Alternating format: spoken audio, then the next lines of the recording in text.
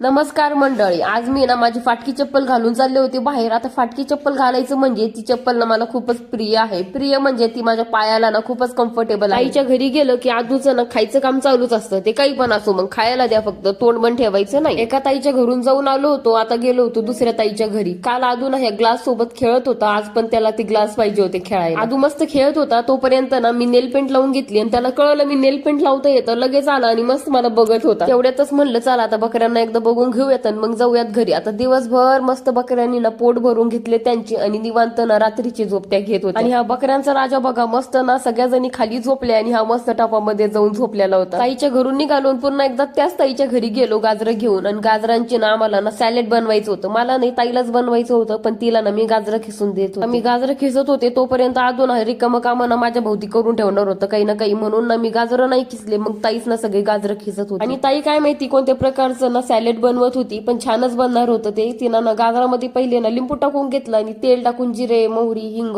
तीळ आणि लगेच ना ती फोडणी गाजरामध्ये टाकून दिली. वरतून ना मीठ पण टाकलं आणि त्याला ना चांगलं मिक्स केलं आणि लगेच मला टेस्ट करायला दिलं. पण मला ना खूपच छान लागलं होतं ते खायला, पण त्याच्यामध्ये मीठ कमी होतं. ताईला म्हणले थोडंसं मीठ टाक. आणि रात्री जेवायला ना आदूच्या बाबांनी भाजी आणली होती बाहेरून पनीरची, मग तीच भाजी आम्ही रात्री खाल्ली. जेवण करून मी मेडिसिन खाऊन घेतल्या. चला मग भेटूयात उद्याच्या ब्लॉग मध्ये. Good night, bye.